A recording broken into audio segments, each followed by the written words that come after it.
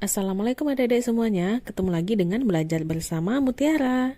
Pelajaran kita kali ini adalah Bahasa Indonesia kelas 5 SD bab 4, yang judul babnya adalah Belajar Berwirausaha. Bab ini akan mengajarkan kalian untuk mengenal nilai-nilai kewirausahaan, yaitu komitmen dan kerja keras. Nah, untuk unsur kebahasaan yang akan kalian pelajari yaitu ide pokok, wawancara, kata tanya, dan idiom. Kegiatan pembuka, perhatikan gambar grafik di bawah ini.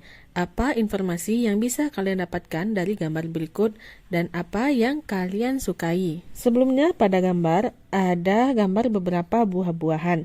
Nah, apakah kalian tertarik untuk membuat usaha menjual jus buah? Lalu rasa apakah yang akan menjadi favorit? Misal, jika kalian tertarik untuk membuat usaha jus buah, kalian membuat jus apel, jus jeruk, jus mangga, jus jambu, dan jus alpukat.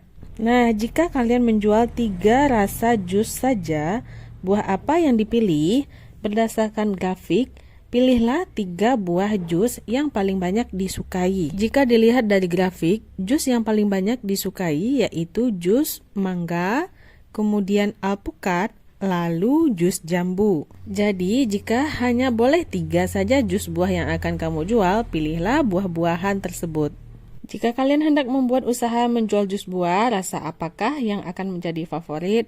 Kamu bisa jelaskan sesuai dengan grafik.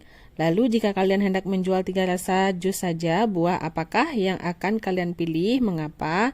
Yaitu tadi mangga, alpukat, dan jambu karena itu yang paling banyak diminati. Apakah menurut kalian pilihan rasa jus buah teman-teman di kelas kalian akan sama dengan contoh di atas? Yuk cari tahu. Kamu bisa tanyakan langsung kepada teman-teman sekelasmu. Keinginan mencari tahu adalah salah satu sikap dari seorang wirausaha. Jika hendak membuka sebuah usaha, mengetahui apa yang menjadi keinginan orang lain adalah penting.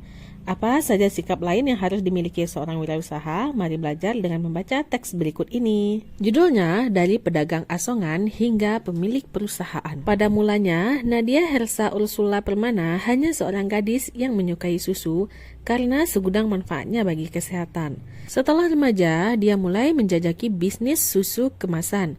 Nadia ingin mengenalkan minuman susu kepada masyarakat. Untuk menyalurkan keinginannya itu, Nadia mengajak 2 temannya, Toga Christopher dan Siti Hani Kusmiati.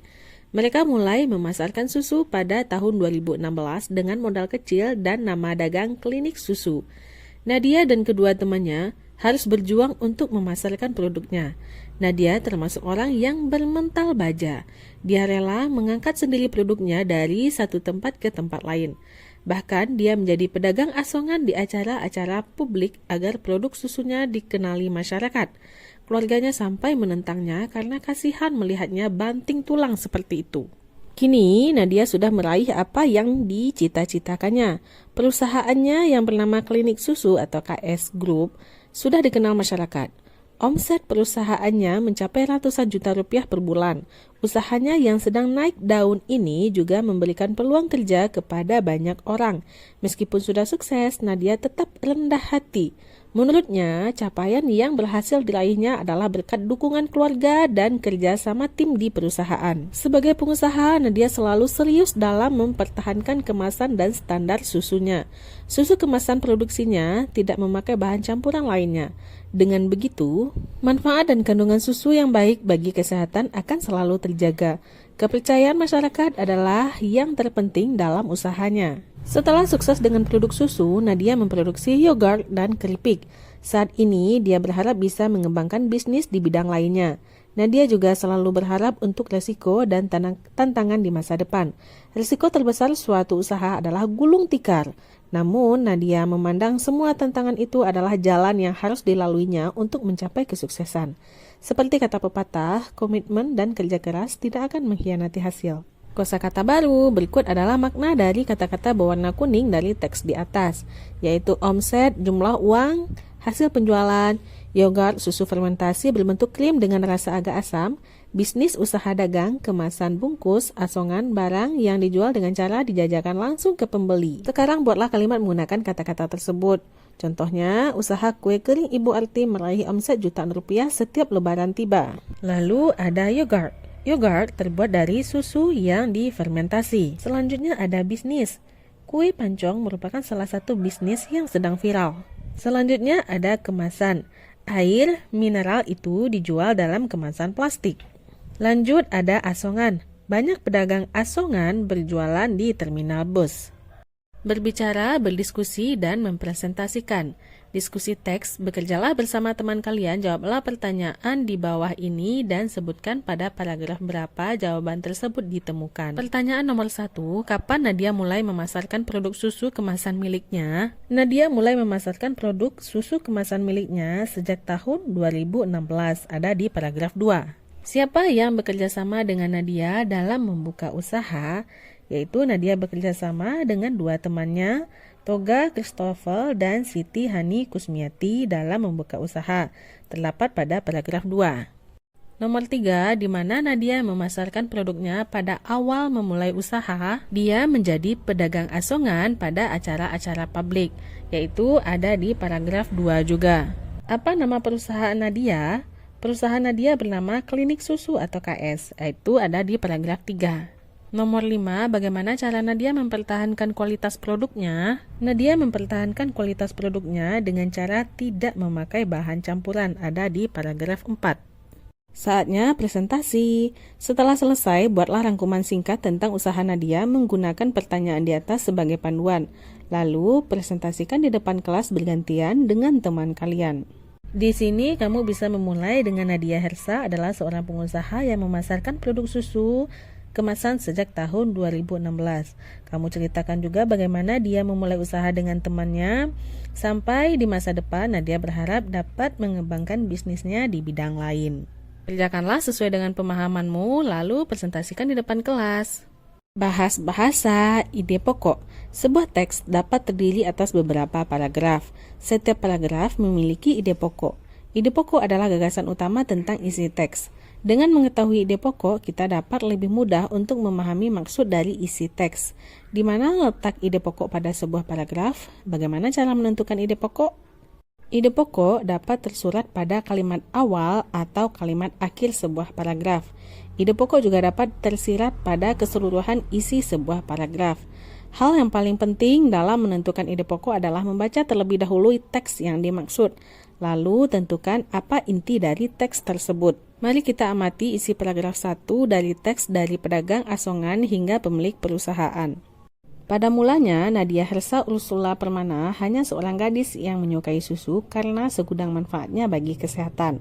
Setelah remaja, dia mulai menjajaki bisnis susu kemasan.